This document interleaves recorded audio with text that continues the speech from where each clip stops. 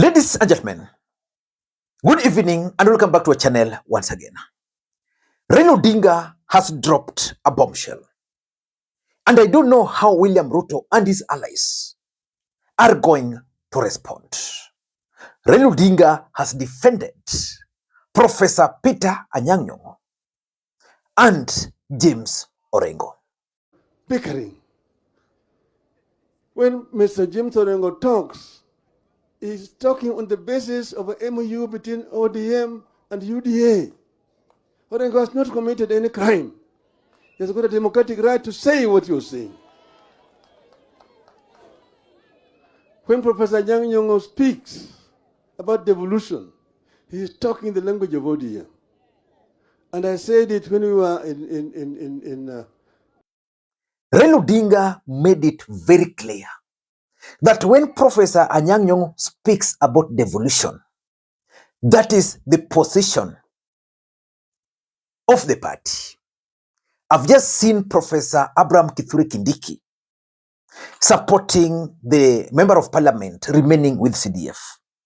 Raila Odinga has taken a different position on that matter. War is looming. War is looming. And Raila Odinga is also saying that when Orengo talks, he's talking on the basis of the MOU which Raila signed with William Samoei Arap Ruto. The police should not be used to make up trumped up charges. This young man at that time, he was in prison for 9 months on trumped up charges because he was a freedom fighter. I know that. Even when, President, when you came here the first time, I was the only one who was here. I was the only one. I was here because I was convinced that institutions must work. A lot of my men, even Otiende here said he cannot come. I tried to persuade him. I was here alone with you because I don't praise, song praise. I believe that you're the president and we are going to talk. So this country will go to the dogs again if the kind of language I'm hearing here, you continue with that language. Please, when you have something being brought to Siaya, it is a matter of right. It is not you are being given, it's a matter of right. It's a matter of right. And I cry. When I was in Parliament, I was the only backbencher. I was here with Omamo, I was with Okero, there were other people like Okwanyo, and they used to tell me that you must be in government. All of us cannot be in government. Just fight for your right. Just fight for your right. And you'll have a better country. Asante sana. Ladies and gentlemen, I want you to listen to Raila Odinga very briefly. Because in this video, I want us to analyze that explosive statement by Raila Odinga. And when I want to say, I said it in Siaya when we were burying George Uhuru.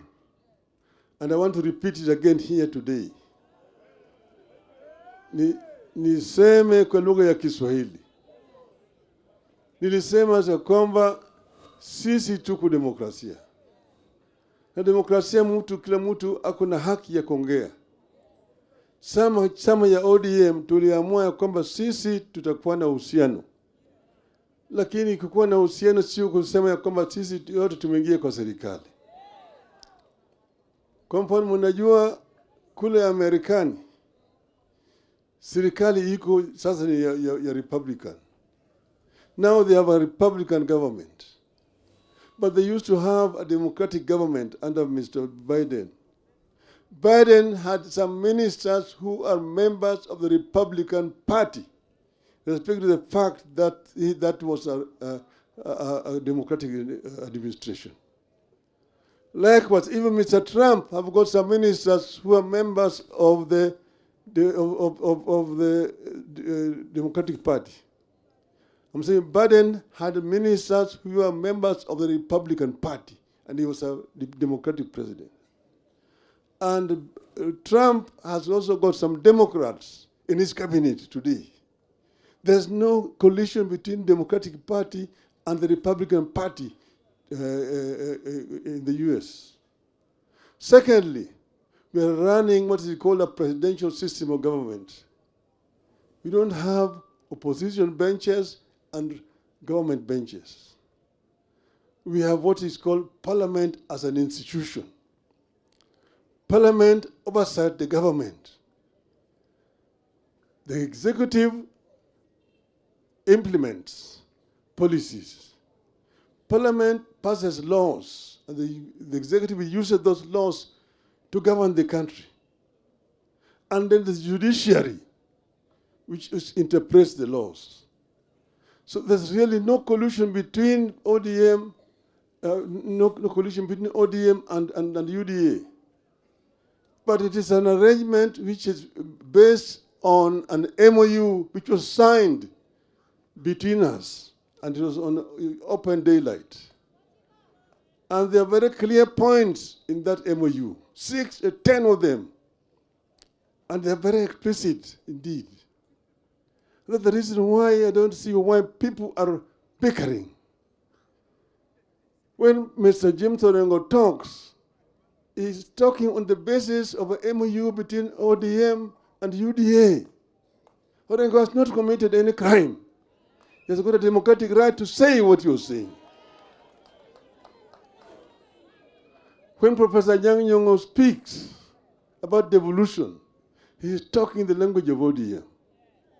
And I said it when we were in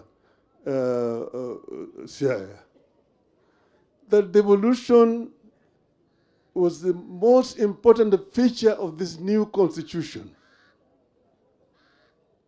Ugatuzi ni muhimu zaidi katika katiba hii ambayo tulitoa Bomas. Ladies and gentlemen, there is something which I've consistently now said on this platform, that based on my understanding of ODM party and the way they operate, there is no way, and I want to repeat myself, there is no way Edwin Sifuna can contradict Raila Odinga and then still the next day wake up and report at Orange House. No way. I think it is clear what the MOU specifies on the things that we were supposed to work together. And I think there are people who don't like me as SG reminding them what the actual content of the document is, because many of them have not even read that document. Mimi najua hiyo document vile inasema. Kuna vitu inasema lazima zifanyike, na most of the responsibility is actually on Kenya Kwanza, because they are the ones in power. So job yangu mimi nilisema niko na marking scheme. Kazi yangu ni kuangalia tu, si kuna 10 points pale. Hii ya kwanza mmefanya, hii ya pili mmefanya, hii ya tatu mmefanya. Tulisikizana counties zipewe 450 billion. Ukinipea 4 or 5 inamaanisha nini? Tulisikizana hakuna mambo ya kuabduct vijana. Ukiabduct mtu inamaanisha nini? Tulisikizana kwamba political parties ziheshimiwe na msiingilie mambo ya vyama vingine. Ukithreaten SG wa chama kingine inamaanisha nini? Umekiuka mkataba. Sasa mimi kazi yangu ni kuweka marking scheme. Na siku ile unajua kutakuwa na report card. So mimi kazi yangu ni kutoa, tunasema 10 points ndio hizi, out of 10 umepata 1. Nakupea E.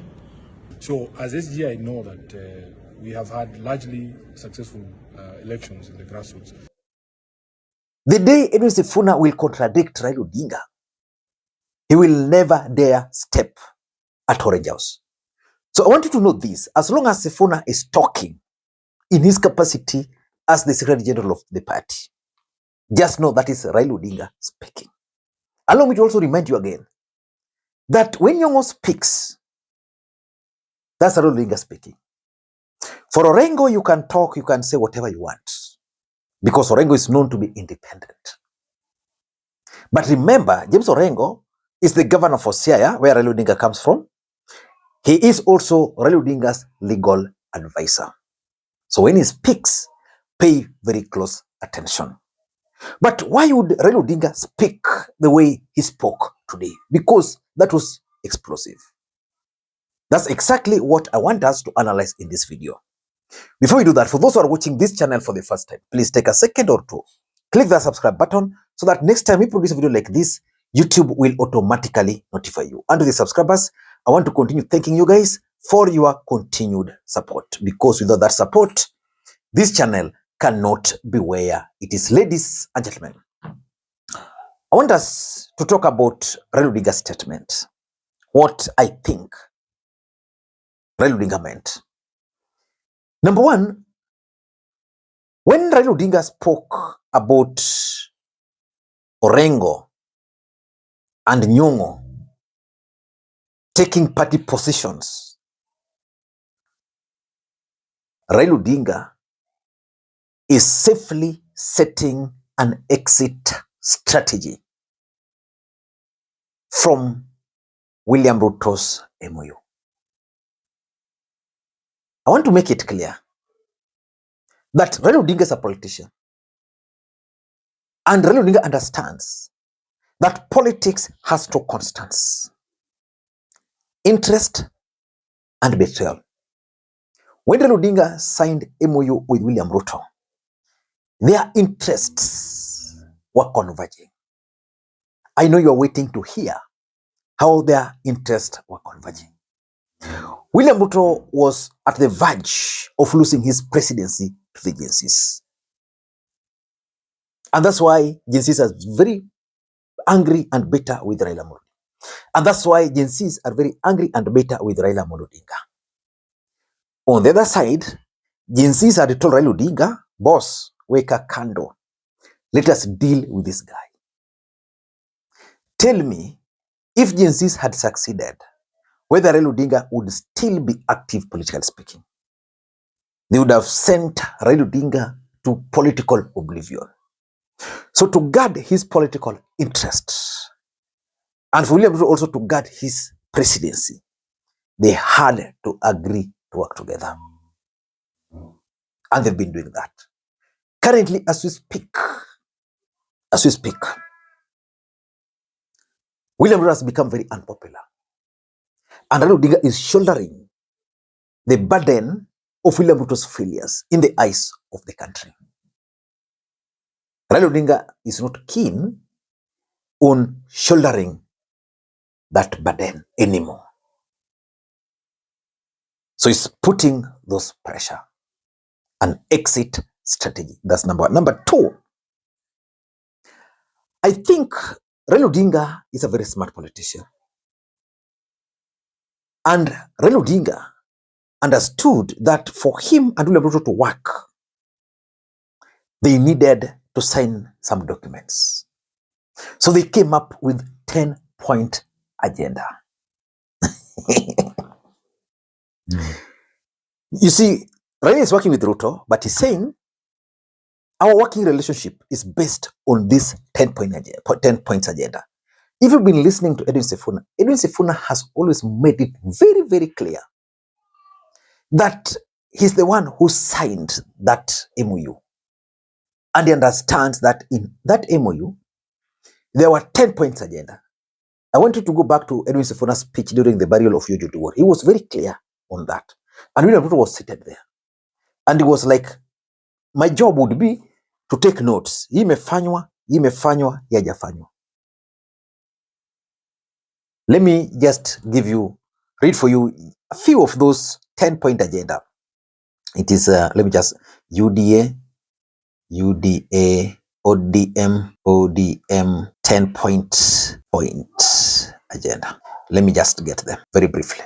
I want to just read for you very briefly. It's loading. Full implementation of NADCO. Is William Ruto keen on implementing the NADCO report? Ruto cannot fully implement it. That 10-point agenda was talking about that. Tell me if that is not telling Ruto that this MOU you cannot implement and therefore will exit. They are talking of inclusivity in budgetary allocation and public appointment.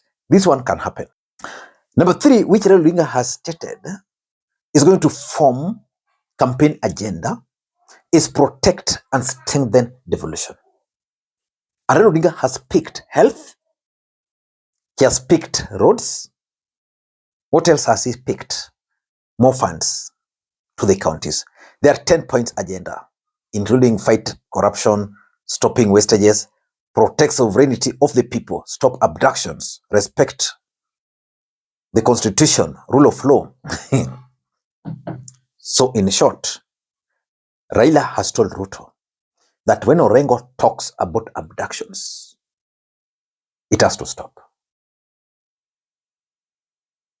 Number 3, and before I explain number 3, ladies and gentlemen, allow me to take this opportunity to give a huge shout out to our today's sponsor, Carotex Computers. If you are looking for reliable and quality computers and accessories, then Carotex Computers is the place to go. They offer both brand new and refurbished laptops, desktops, tablets, and a variety of computer accessories. They are located at Nairobi Bazaar Plaza along Moi Avenue, Mezzanine, first floor, room number 7, unit 3. They also deliver nationwide, which means you can conveniently place your order through their website, which you are seeing on your screen there, and you can also access it through the pinned comment. Ladies and gentlemen, Raila Odinga, in my view, is not committing to supporting William Ruto. Because, for example, today Raila Odinga was in Karachuonyo. My expectation was that Raila Odinga was going to tell the people of Karachuonyo that we as ODM, we are supporting William Ruto's government. And we want Ruto to be re-elected. Even if it's still too soon for that to happen, he could have just highlighted some of the good things coming out of the broad-based government. So he's not committing. And lastly, I'm also seeing the 2027 politics taking shape. We are talking of devolution, Raila Odinga setting agenda, talking the way he's talking, which means at the end of the day, he will have to force William Ruto to bend. Why am I saying this? Rigathi Gachagua is set to launch his party anytime from now. At the moment that party would be launched, he will know members of parliament who will join him. And because William Ruto successfully impeached Rigathi Gachagua, he would not want a situation where ODM party gives him a problem. That would be the last thing William Ruto would want to happen, ODM giving him problem. So for me, if you are to ask me, 2027 politics is going to be very interesting in the Republic of Kenya. Until next time, this is Lee Makwiny. Bye-bye.